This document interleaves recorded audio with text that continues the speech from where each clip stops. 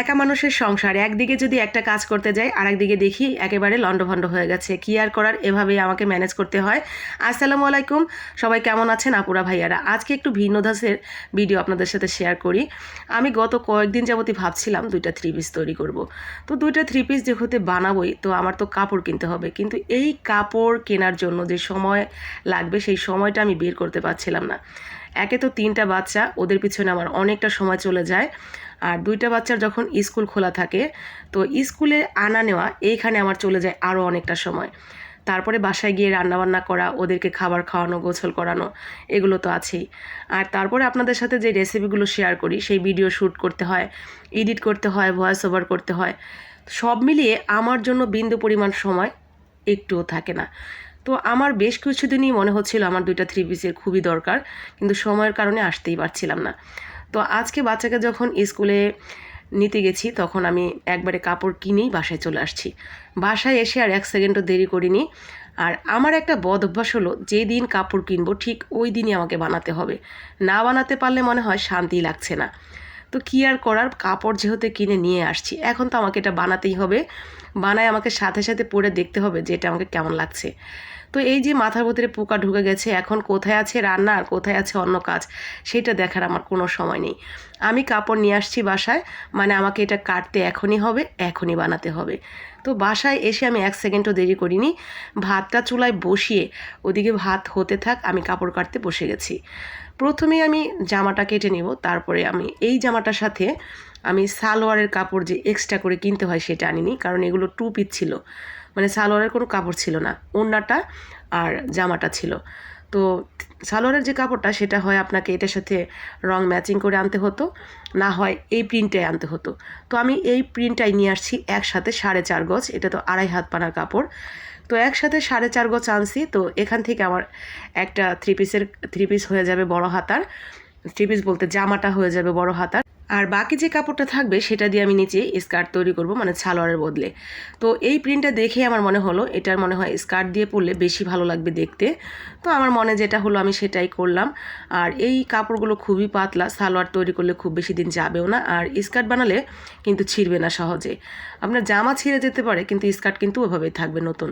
তো সেটা চিন্তা করেই ভাবলাম এটা দিয়ে স্কার্ট তৈরি করে ফেলি, আর দেখতেও কিন্তু খারাপ লাগে না স্কার্টের সাথে জামাটা পরলে।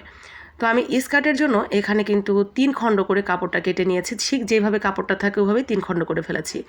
প্রথম 2 খণ্ড কাটলাম আপনার 12 ইঞ্চি করে, আর পরেরটা কাটছি 14 ইঞ্চি। তো 14 ইঞ্চির মধ্যে 2 ইঞ্চি ভাঁজ করে আমি ওটাকে 12 ইঞ্চি তৈরি করে ফেলবো, ওই যে রাবার ভরার জন্য। আর সবগুলো আপনার জয়েন করে সেলাই করে নেব। আর প্রথম খণ্ডটাতে আপনার যেটা 12 ইঞ্চি করলাম, যেটা মাজার অংশে থাকবে, সেটাতে আপনার কোমরের যে ঘেরটা সেটা 26 ইঞ্চি রেখে 26 অথবা 30 রাখতে পারেন যদি একটু হেলদি হন। তো আমার মতো যদি হন তাহলে 26 দিলেই হয়ে যাবে। 26 রেখে তারপরে কেটে ফেলছি বাকিটা।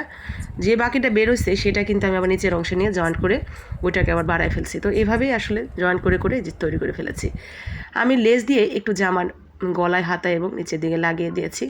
ফাইনালি আপনাদের জামাটা কেমন লাগছে স্কার্টের সাথে পরে, তার জন্য কিন্তু আমি আজকে একটু ভিডিও করলাম, আপনাদের সামনে একটু চলে আসছি।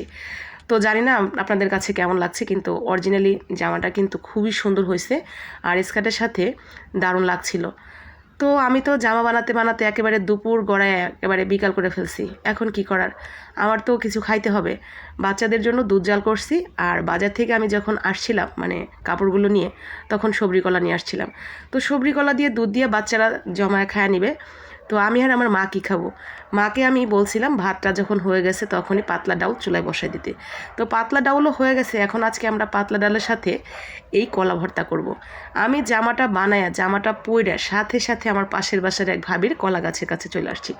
ভাবিকে ডাইকা বললাম, ভাবি আমার 2টা কলা লাগবে। ভাবি বলল নিয়ে যান, কাইটা সমস্যা নাই।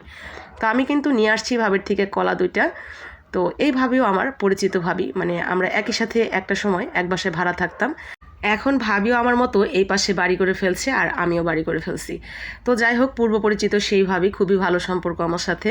তো 2টা কলা নিয়ে এসে কিন্তু আমি পিস পিস করে কেটে এখন সিদ্ধ করতে বসাই দিছি। কলার সাথে একটু সামান্য লবণ দিয়ে সিদ্ধ করে নিব ভালো করে। কয়েক মিনিটের মধ্যেই কলা আমার সিদ্ধ হয়ে গেছে। এখন আমি এই কলাটা দিয়ে দারুণ একটা ভর্তা তৈরি করব। আর মাশাআল্লাহ, আমি যখন ভয়েস ওভারটা করছিলাম আমার কিন্তু অলরেডি খাওয়া শেষ। এত ভালো ছিল এই কলার ভর্তাটা আজকে খাইতে ভীষণ ভালো লাগছিল। আমার মনে হয় আজকে আমার ক্ষুধাটা একটু বেশি লেগে গেছে, কারণ অনেক বেশি তাড়াহুড়া করে কাজ করছি। আর আমার ক্ষুধাটাও অনেক বেশি লাগছিল। পেটে যদি ক্ষুধা থাকে তাহলে যে কোনো খাবারই অমৃত মনে হয়। আমার ক্ষেত্রেও আজকে সেরকমই হয়েছে।